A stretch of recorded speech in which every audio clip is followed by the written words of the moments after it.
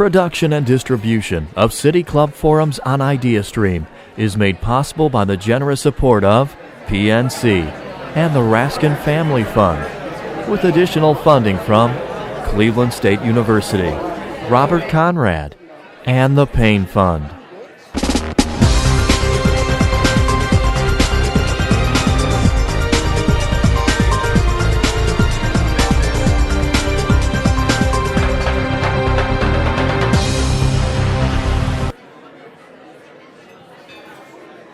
Loud. Ooh. That was exciting. No. Good afternoon and welcome to the City Club of Cleveland. My name is Cecilia Render, Executive Director of the Nordson Corporation Foundation, and I'm pleased to introduce today's speaker, Dr. Ansley T. Erickson, Assistant Professor of History and Education at Teachers College, Columbia University. Dr. Erickson is a historian who focuses on educational inequality and the question of how schools matter in the American urban landscape and economy. In a radically unequal United States, schools are often key sites wherein injustice grows. It's a conversation we've had before at the City Club. In February 2015, economist Richard Rothstein discussed the implications of ongoing segregation in American schools since the landmark Brown versus Board of Education Supreme Court decision. Today, Dr. Erickson discusses her first book, Making the Unequal Metropolis, School Desegregation and Its Limits.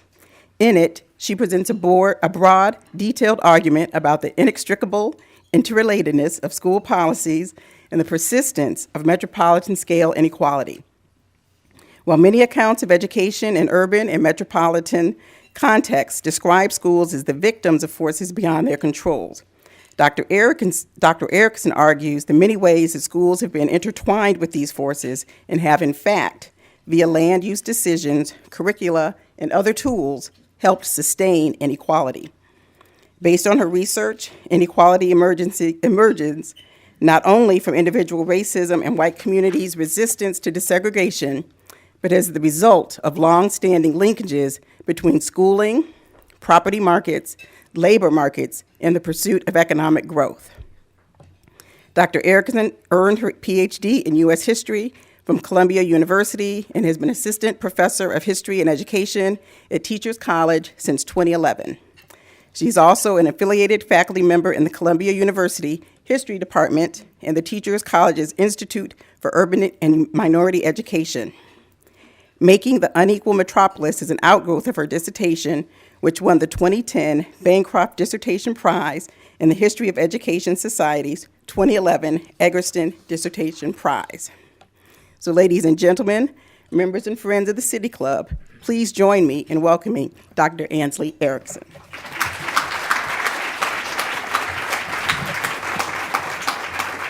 Good afternoon. Good afternoon. It's a pleasure to be here. Thank you, Cecilia, for that kind introduction, to Dan for the invitation to be here, to friends from Cleveland State in bringing me to Cleveland. It's, and especially thanks, given the august history of this institution's importance as a forum for civic discourse and hard thought.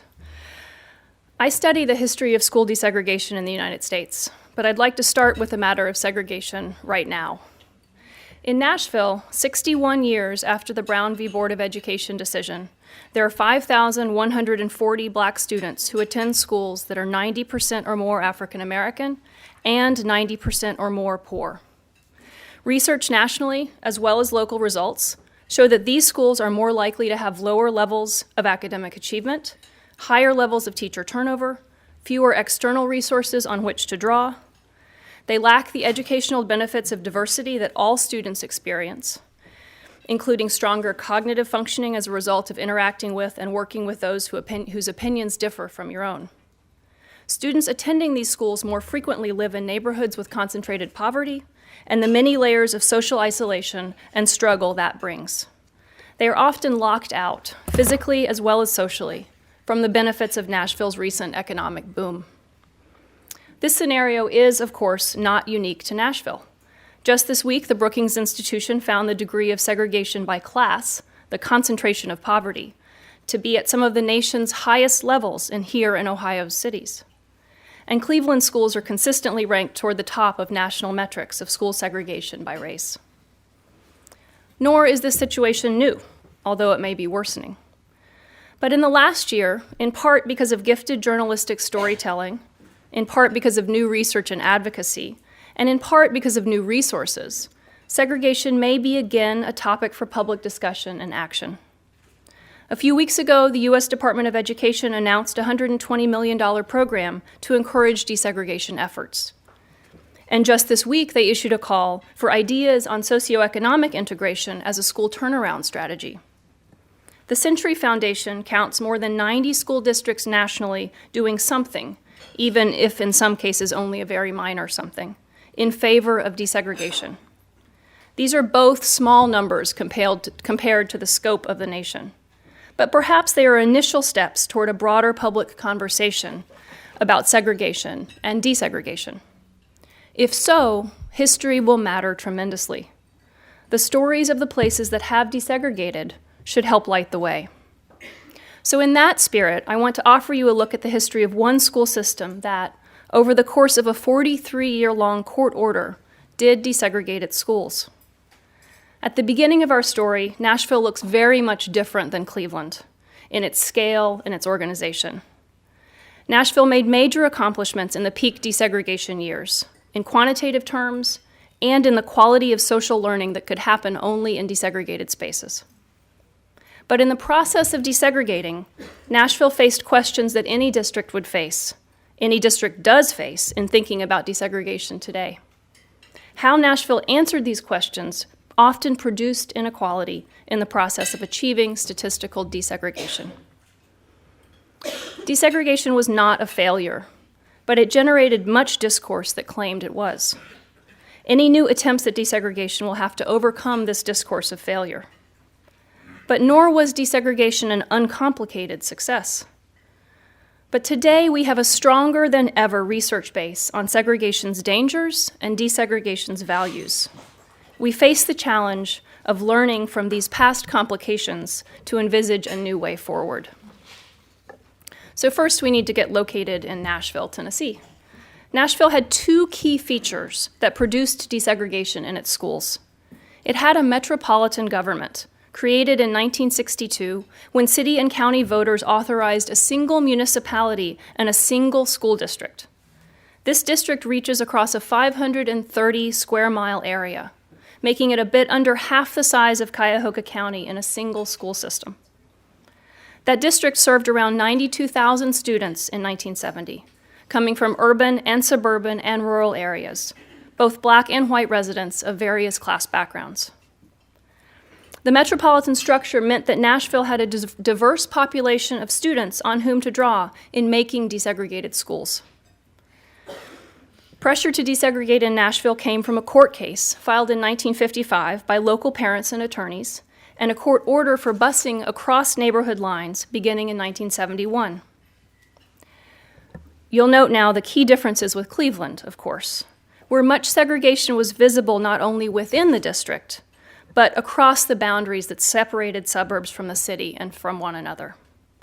The 1974 Milliken decision in the Supreme Court exempted suburbs from metropolitan desegregation, and for that reason, much of Cleveland's desegregation story is within the boundaries of the single city district. Busing in the metropolitan context created statistical desegregation in Nashville. It was one of the most desegregated school systems in the country, alongside other southern metropolitan systems in the 1970s and 1980s. And although the data is imperfect, it appears that Nashville aligned with a national pattern. It's an often underappreciated but crucial national pattern. That desegregation's peak years saw test scores rise for Black students and at worst remain steady for white students. Desegregation was a major achievement gap closing intervention. Consolidation plus court pressure created statistical desegregation in Nashville. But here's the rub. In Nashville, desegregation became a venue for the remaking of educational inequality as well. Desegregation is not a single thing. It is instead the accumulation of hundreds or even thousands of seemingly small and sometimes seemingly unrelated decisions. These are the policy choices that make desegregation what it is, not simply in terms of the black-white ratio in a given school, but in terms of the lives of individuals and communities. Decisions about where to open or close schools, or about what curricular goals to set for students, helped shape the experience of desegregation. And as various actors chose how to narrate desegregation, how to tell stories about what was happening in their communities during desegregation, they made additional layers of choices that shaped what desegregation became. I share this complex story of Nashville's accomplishments as well as its decided limits, not to add to perceptions of desegregation's failures. It is instead to suggest that, as we know more and more why desegregation remains important, we have historical examples to guide the way toward doing desegregation again, but better. And Nashville's case may be particularly valuable as today more and more urban districts see small but still significant shifts toward greater participation from middle-class and white families. And simultaneously, many previously all-white suburbs are becoming much more diverse. Thus, both cities and suburbs might be becoming more like Nashville's metropolitan district. So to Nashville's desegregation story. In 1970, before busing began, about a third of Nashville's schools had 99% or more white students. Another third had more than 90% white students. About a fifth of the system's schools served 90% or more black students. This was more than a dozen years after court-ordered desegregation began in 1957. Desegregation without busing had not gotten very far. As of 1971, the federal district court ordered a busing plan that did not reach all of the county's schools, but did include 100 of the district's 133. And then starting in 1983, desegregation extended throughout the county, including all of its schools. From 1983 to 1998, almost no Nashville students in public schools attended schools that were more than 90% black or more than 90% white, the measure that many scholars use to designate a highly concentrated or highly segregated school. So statistically, Nashville desegregated until 1998 when resegregation began after the end of the court order. But there was a big space between statistical desegregation, which Nashville largely achieved, and substantive equality of educational opportunity. So I'll frame my investigation of how inequality was remade in the process of desegregation around three questions that seem simple, but prove to be important in how schools confront or continue educational inequality. Where did students go to school? What did schools teach to whom and why? And what stories did people tell about inequality and segregation? First, where did students go to school? Busing in Nashville often looked like this. Young black students boarding a bus after a day at school in a majority white suburban neighborhood. By design, Nashville's youngest students, first to fourth graders, were moved out of black neighborhoods to white majority elementary schools to mitigate white resistance to busing. Black urban students rode buses for 9 or 10 years of their schooling, while most white students did so for only 2 or 3 years. Busing for desegregation was about moving students out of neighborhoods to schools where they would meet students from other neighborhoods. But it was also about moving schools. Busing helped feed a spatial rearrangement of schooling out of the city and to the suburbs. The question was, in the context of desegregation, which communities get to have schools? In some, white suburban communities continued to enjoy proximity to schools in their residential neighborhoods, even though they didn't always feel that they still had it. Black families lost this sense of proximity and ownership. Initially, the federal officials helping shape Nashville's busing plan proposed closing all of the schools in Nashville's city center. The ultimate plan didn't do this, but it did close or downgrade the status of 8 central city schools immediately, and then over the course of the next decade, more were added for closure. Meanwhile, a suburban school construction boom was underway, some of it much needed because of overcrowding, but some of it not. This is part of why black students were more likely to ride out of their neighborhoods more frequently and for more years.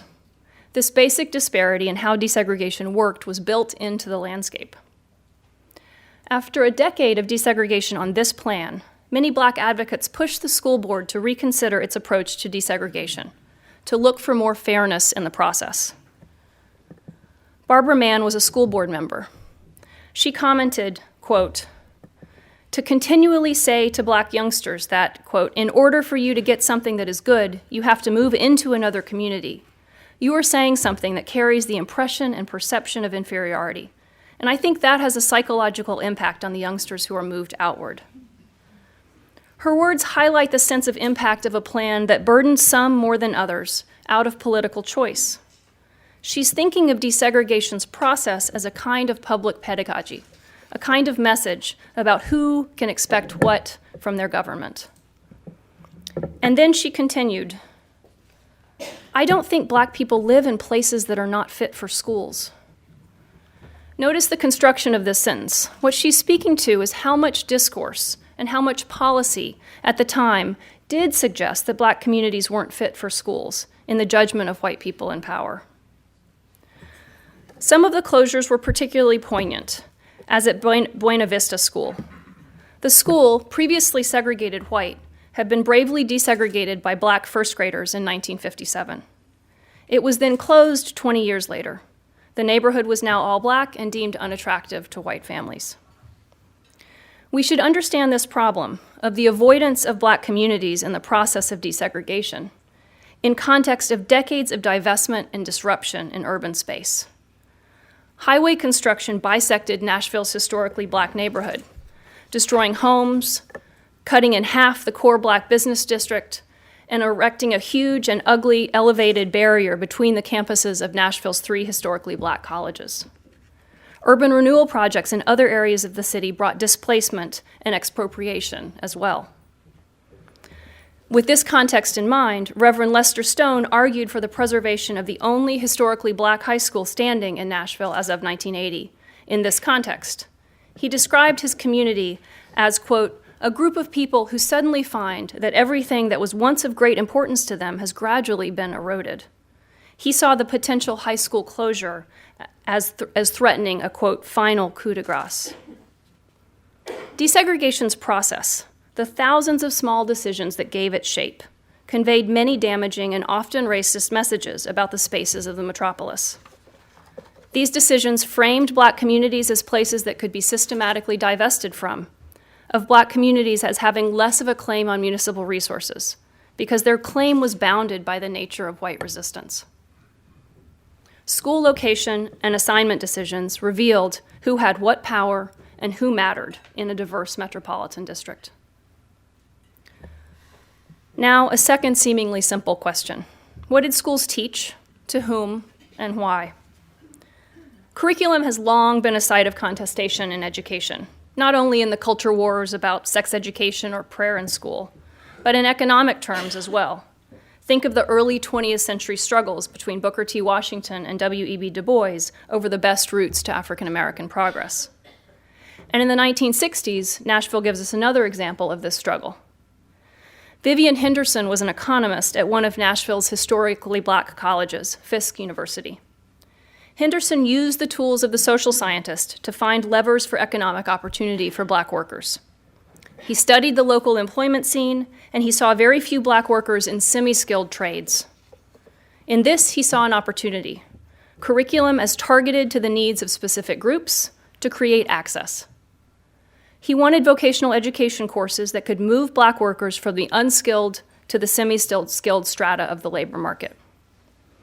At the same time, Nashville's mayor made the first of several pushes to link education to economic growth, to prepare students as workers who could attract new industry. His efforts ultimately contributed a major expansion of vocational education in Nashville. A decade after he made his first remarks, the district used local funds to open a huge new comprehensive high school with extensive vocational offerings.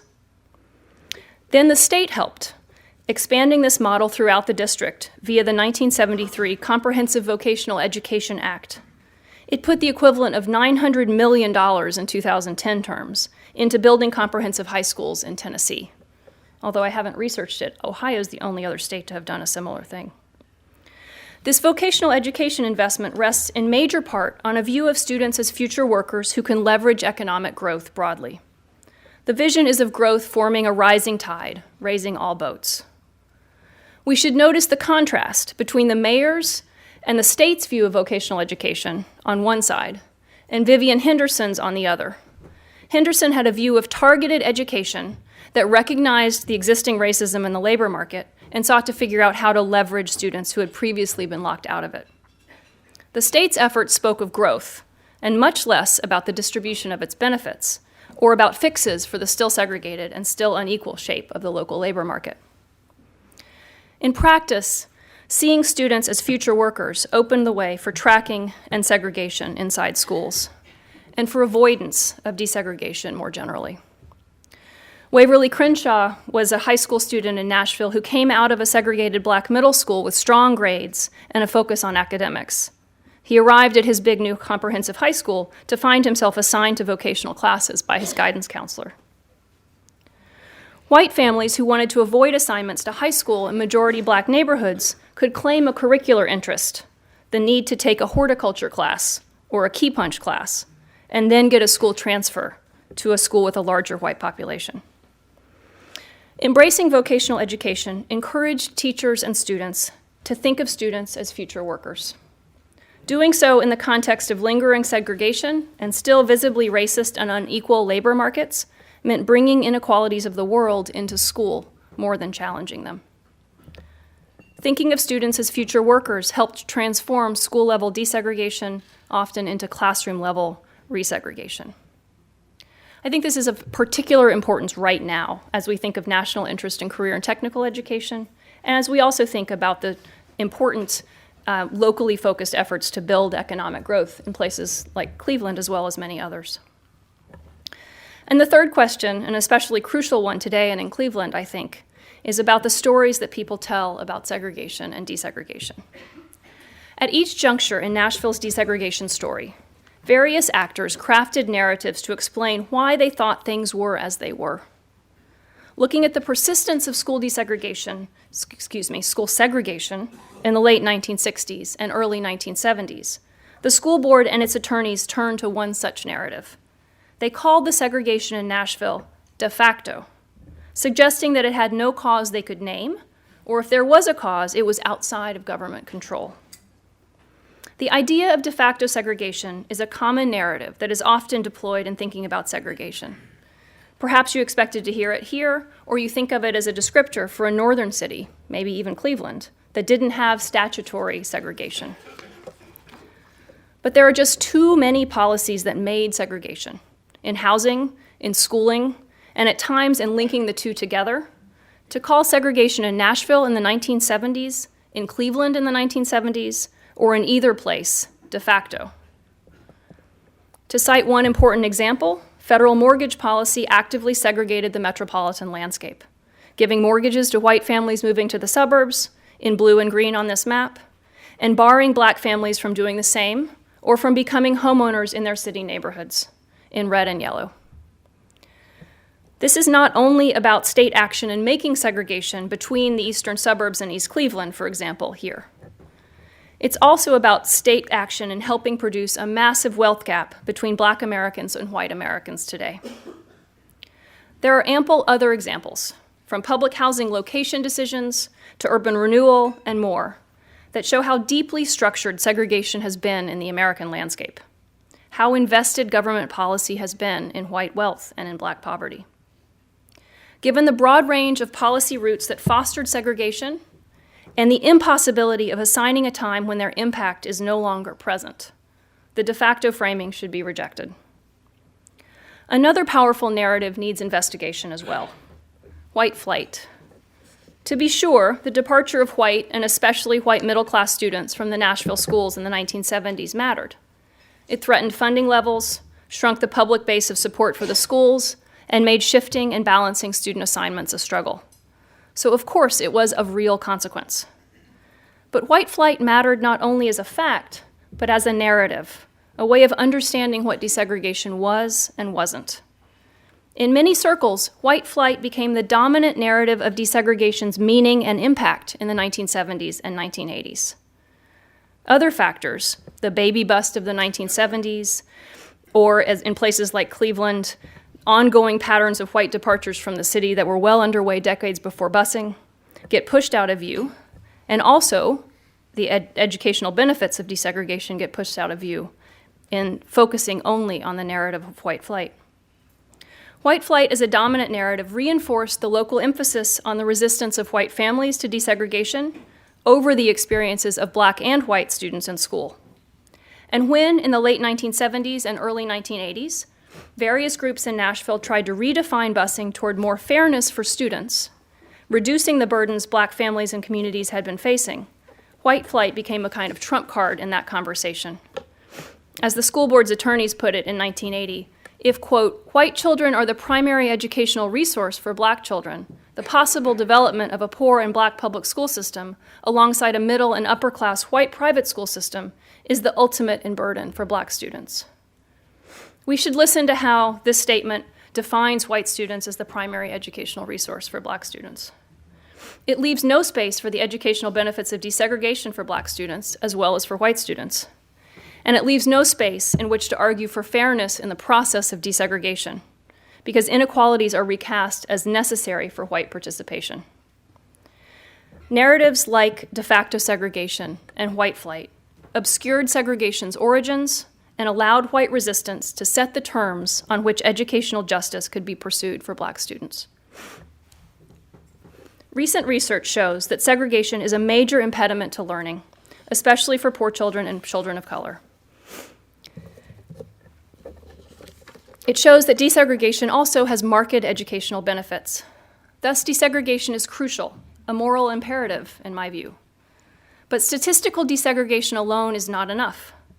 Statistical desegregation is not the same as substantive equality in schooling or equality in the process of desegregation.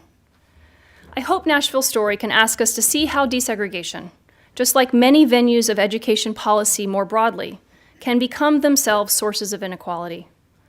Designing desegregation to avoid Black neighborhoods is one example.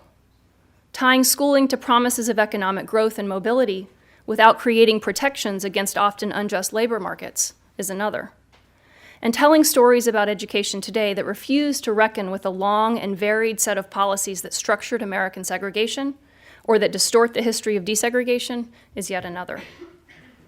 The fact that even desegregation's best case scenarios like Nashville have these complications, these paradoxes, is not a prompt for us to dismiss desegregation today. It is instead a prompt for us to think anew about what's next.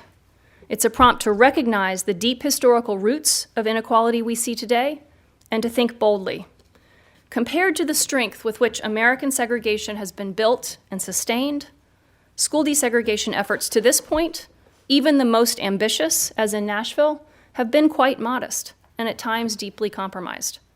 We need a new, bolder vision informed by a clear-eyed view of the past. I look forward to hearing your questions and ideas.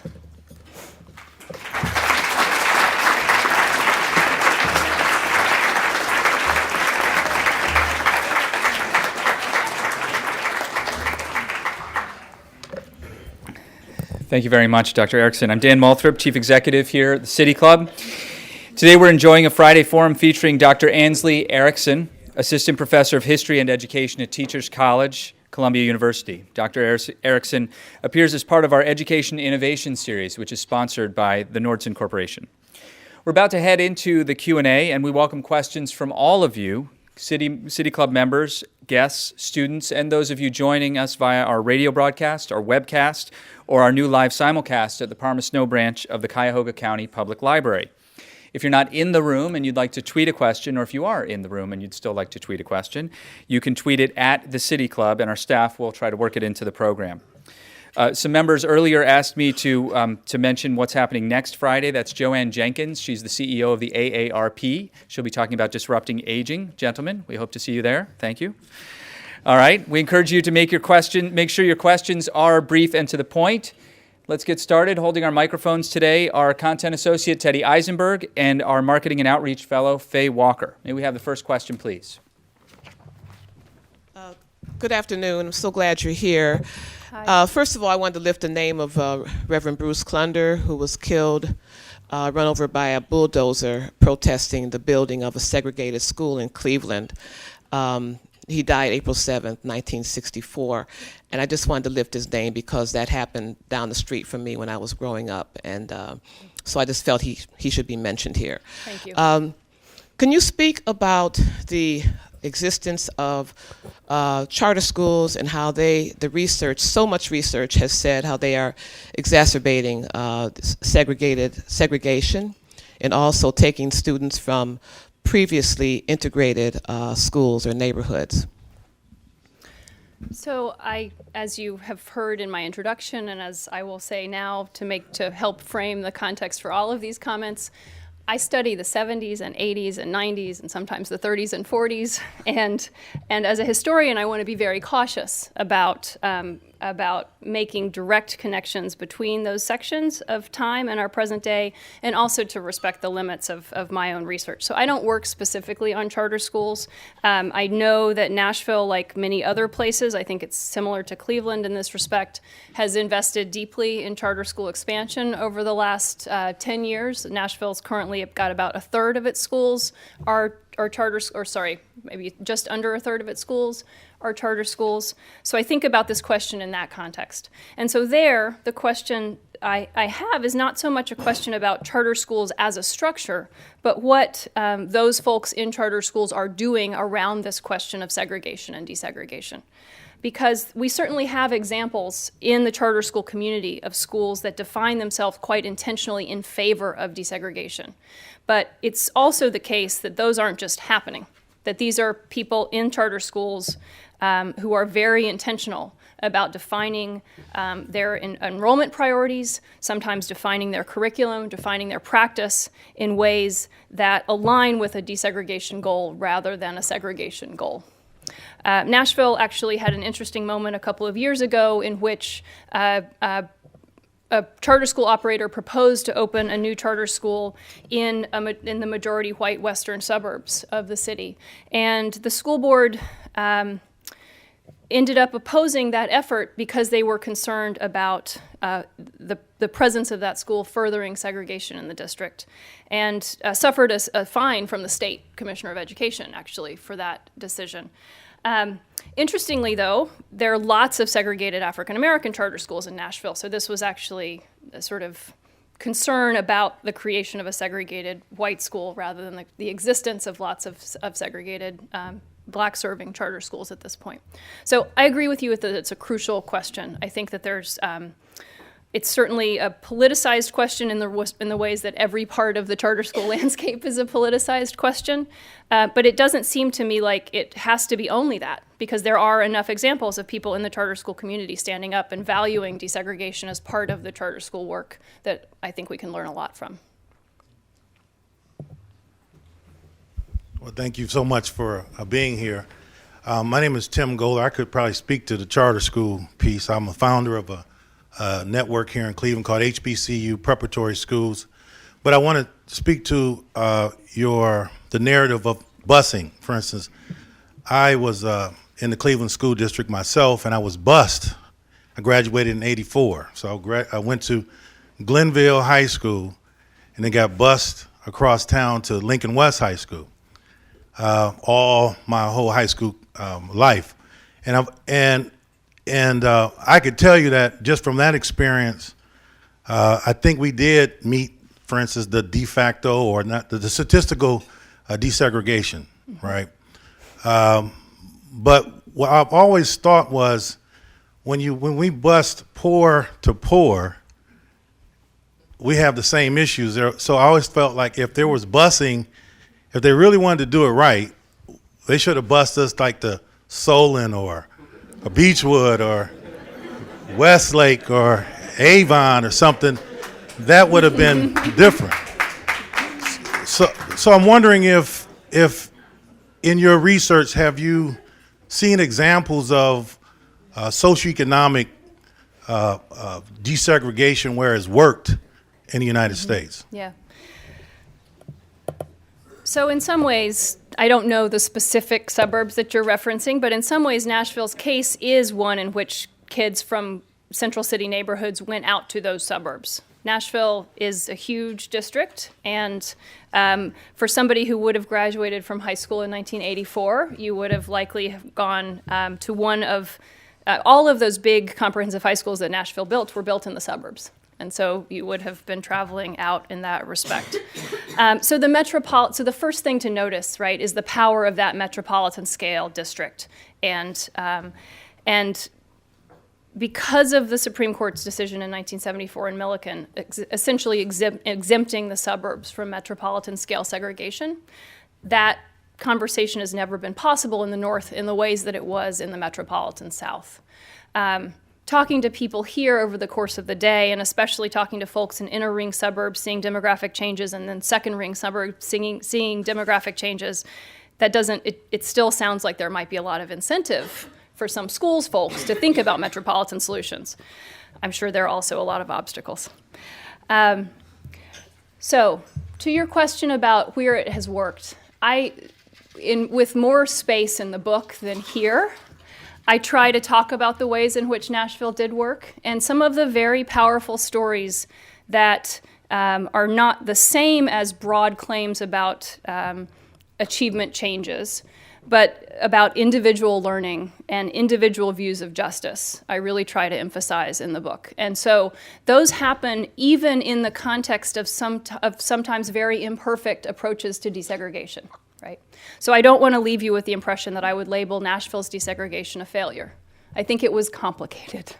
And I think that for many students I spoke to, it created meaningful changes in their lives in ways that they would want to hold on to. I'm lucky in that other folks have looked more broadly at this question nationally. There's a sociologist also at Teachers College named Amy Stewart Wells who wrote a book that includes a sixth of the stories in that book are from Shaker Heights, Ohio. And she tells us very robustly what students learned and also what students felt they lost in that process. So then, the socioeconomic integration questions. I think the places I would look now to think about this question are in districts like Hartford, Connecticut, where there is an inter-district magnet plan. Hartford looks more like Cleveland than it looks like Nashville. And the inter-district magnet efforts there include a very intentional desegregation effort. So, hope that helps. Okay.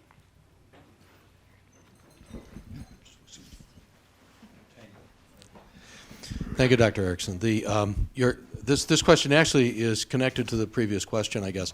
I was interested in your description of the structural differences between the Nashville school district and a school district, a situation like we have in Cleveland, where they had this large metropolitan school district. So, and it sounds like the topic of how desegregation proceeds in those two environments is a pretty rich topic that probably could get a lot of attention in other contexts besides the work that you've done. So, and could be a topic for research other places. So my question is, in the Nashville situation, did they find themselves, you mentioned that they had inner ring suburbs, but those inner ring suburbs were within the metropolitan school district. So knowing the power of white flight, did they wind up with the equivalent of inner ring suburbs just outside on the rim of the metropolitan school district? Or, so did it replicate itself in a similar way to what you have without the large metropolitan school district? Is that question making sense? Yeah, absolutely, okay. Absolutely. So white flight is a part of the story in metropolitan school desegregation as well as in fragmented school desegregation. I would describe the Cleveland metropolitan area as fragmented, right? You have small city and lots of small separate suburbs. So metropolitan consolidation slows the process of white departures from desegregating schools. It doesn't stop it, but it slows it.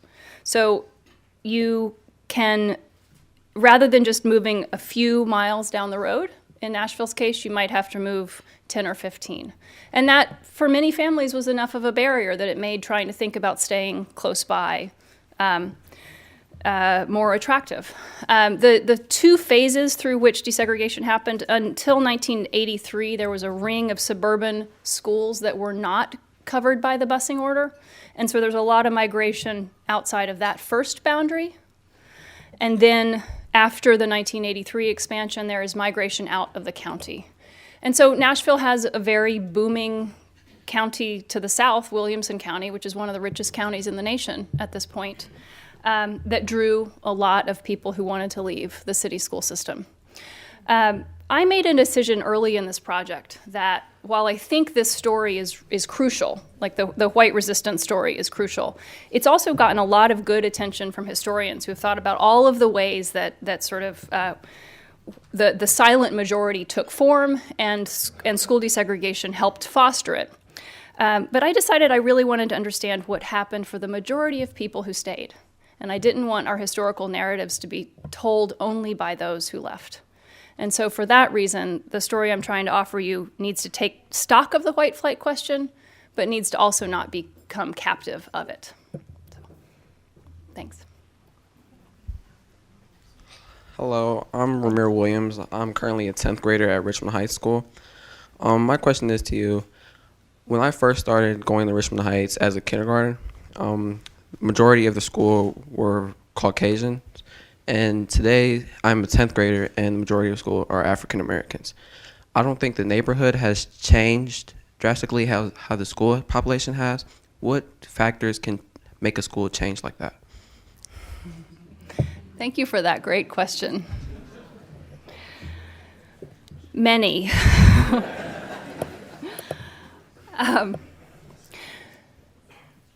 So I want to take one angle on this. So I don't know Richmond specifically, right? And there might be factors in the neighborhood that I should be attentive to, and I'm not able to because I don't know it specifically.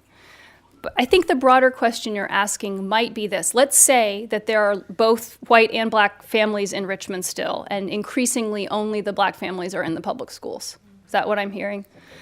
Then the core question is how people, and especially people with a lot of resources, and often one of those resources is white privilege, make judgments about what qualifies as a good school, right? And so I think one of the things that's crucial about this new wave of research on the importance of being in diverse spaces, not just for broad and I think very important civic goals, but for in terms of basic educational goals. You learn more when people who see the world differently than you argue with you, right? And the fact that we think that very, very good schools are places where lots of very, very privileged white kids talk only to each other, that doesn't align with what that research says. So I'm concerned for you that your school is increasingly segregated, but I think one of the things that has to happen right now is for us to turn the conversation a little bit to think about the problem of segregated white suburban schools.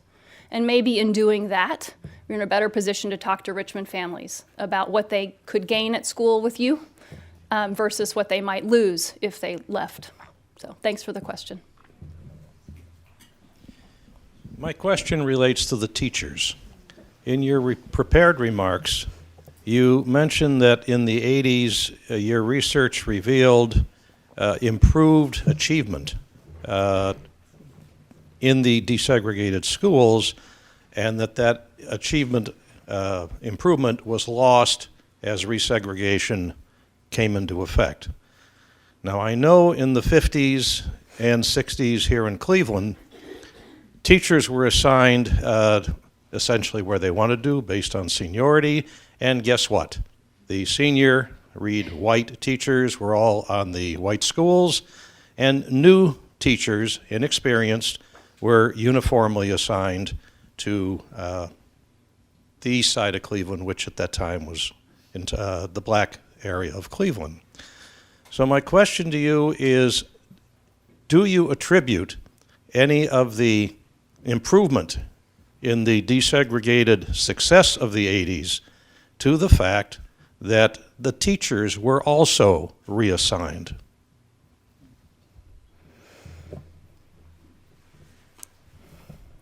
It's an interesting question. I suspect the real answer would have to vary location by location, right?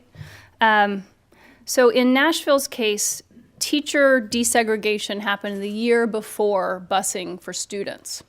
So a previously very segregated teaching faculty was reassigned by court order in 1970. And for a lot of teachers, that was a very hard process, in some ways even more so for black teachers who had been most likely in stable teaching positions in majority black schools for a long time. And then because of the shape of the majority requirements, the schools were supposed to be 80% white teachers, 20% black teachers. That meant that, especially for that first year, lots and lots of black teachers had to leave historically black schools.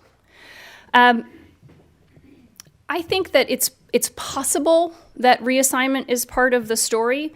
It's definitely the case that inequalities in how teacher assignment has worked without attention to desegregation has been historically a problem. That's very visible in New York. I study Harlem currently, and one of the parts of the story in the 1950s and 1960s is the incredible churn in often unlicensed teachers in central city neighborhoods in those years. So to the extent that thinking about teacher reassignment helped balance expertise and helped balance access to skilled teaching, I think that's an important part of the question.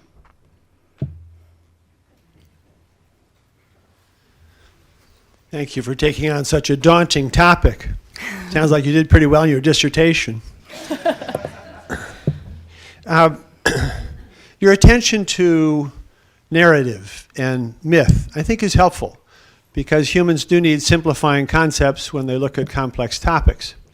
And it is particularly true of education that it is both a technical education task and a political task. And you've pointed out that the question of making desegregation achieve some degree of equality was an ongoing political challenge. One new narrative in talking about politics and complex institutions is the rhetoric of top-down and bottom-up. And a lot of desegregation history is necessarily top-down with facts flowing in from the bottom. And in the bottom-up world, politics, general politics, political power, is one of the great phenomena of the bottom speaking, the bottom coming up. What happened to black political power during the era that you're looking at the educational advances in Nashville? It's a crucial, thank you for that crucial question. So metropolitan consolidation does enable statistical desegregation. Metropolitan consolidation also takes a city that was about 38% African American and merges it with a county that was less than 5% African American, so that through the crucial early 1970s years, about 17% roughly of registered voters, if I'm remembering the statistic correctly, are African American voters at the metropolitan scale. And so there are a few city councilmen who represent majority black districts, but Nashville's metropolitan government is drawn on a strong mayor model. So the mayor, who's elected at large, has tremendous power in that government, and the city council, which is by some descriptions so big as to be ineffective, it has 41 members, 6 of whom are elected at large, and that 6 was the same number as the number of likely majority black districts in the drawing of the original set of districts.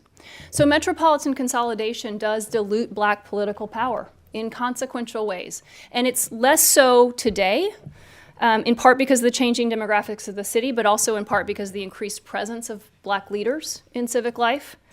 But a lot of what the first few years of desegregation, 1971 to 1975 roughly, were tremendously consequential in shaping what desegregation would mean for the next 2 decades. And those were 2 decades where black political voices had a much harder time accessing this conversation. Now, the one asterisk on that is that the leading plaintiff's attorney who brought this case was also a state senator.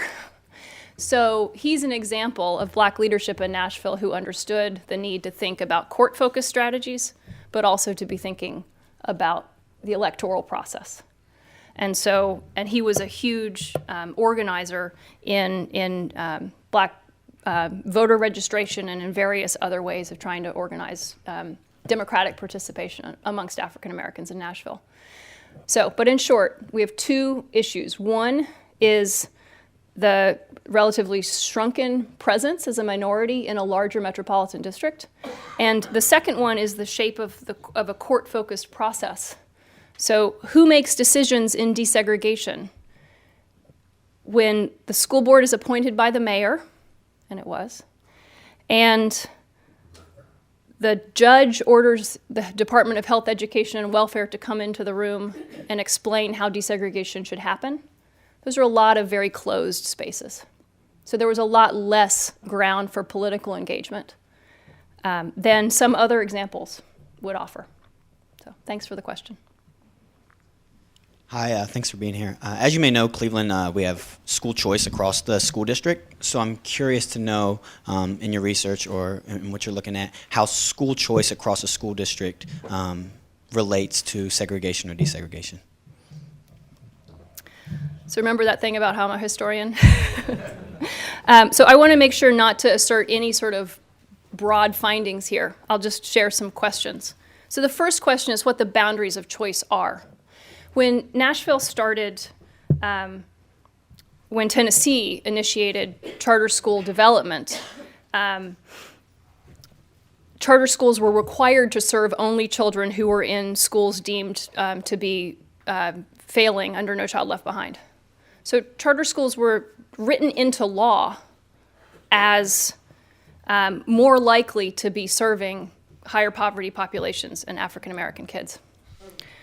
So at that point, Nashville operated many, many charter schools that were segregated institutions. So that's one view.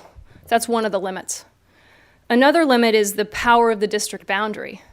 So if there's district-wide choice, but your district is a small suburban district, which is now majority African American and majority poor, district-wide choice may or may not mean much, right?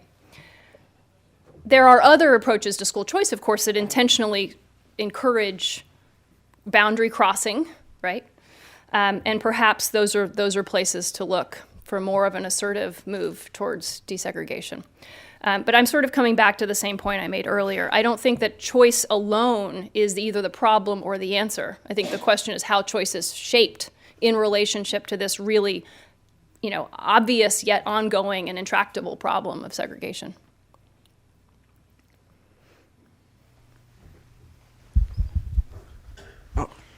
Hello, I'm an 8th grader at Richmond Heights, and I was just curious on what were your preparations for speaking on this topic? Oh, thank you for that question. Well, I was going to make a joke, but I was worried about radio time, so I didn't. About the Phi Beta Kappa motto and a connection to lifelong learning. And I thought, oh yeah, this is lifelong learning, because I've been working on this project for 13 years. So, young man, about the time that you were born, I started reading about Nashville schools. So that's humbling for me. So my process was to think about a question that I cared about and to think hard about why I cared about it. So I was a high school teacher in the South Bronx when I found out that I was going to spend a year in Nashville. And I had a lot of lead time on this, so I got to do some reading, and I got to think, what is the city, and what's the deal, and if I were a teacher there, what would it mean? And for me, in my classroom in the South Bronx, I had this set of contradictory feelings about the problem of segregation, because I simultaneously knew that there was no argument that my school was a segregated school, right? But I also knew that my students were brilliant. And so I wasn't comfortable with this idea that because the school was segregated, it was failing. But I also wasn't comfortable with the idea that its segregation didn't matter. There were things about that building that were crumbling around our ears that would never have been crumbling around our ears had we been elsewhere. So when I went to Nashville, I wanted to know more about this. And I actually worked on a documentary film project for a year. And I collected a whole bunch of stories. And I listened to the ways people described their experiences in desegregation. But then I realized that I learned a huge amount from those stories, but they didn't tell me enough about exactly why things happened as they did. So then I spent the next few years reading about 40,000 pages of documents. So I hope someday you'll take on a big project like that. Thanks very much.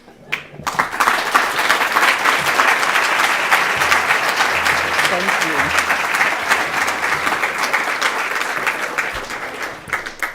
Today at the City Club, we have been enjoying a Friday forum, okay, lost my voice while I was sitting there, featuring Dr. Ansley T. Erickson, Assistant Professor of History and Education at Teachers College, Columbia University. Today's forum is the Cleveland Association of Phi Beta Kappa Endowed Forum. Our community partners are the Cleveland State University Center for Educational Leadership and Teach for America. We thank all of you for your support. Special thanks to today's table sponsors, Breakthrough Schools, the Cleveland Transformation Alliance, and NEOEA. Student participation from Richmond Heights, where we had some questions from. Secondary school was made possible by the Mary Jane Spar and Charles E. Spar Charitable Trust. Lastly, the sale of Dr. Erickson's book, Making the Unequal Metropolis, School Desegregation and Its Limits, is provided by A Cultural Exchange. That brings us to the end of today's forum. Thank you, Dr. Erickson. Thank you, ladies and gentlemen. This forum is now adjourned.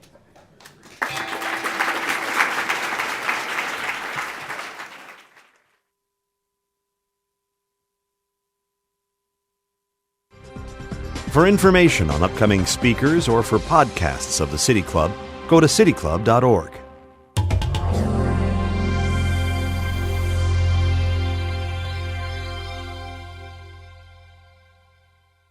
Production and distribution of City Club Forums on IdeaStream is made possible by the generous support of PNC and the Raskin Family Fund, with additional funding from Cleveland State University, Robert Conrad, and the Payne Fund.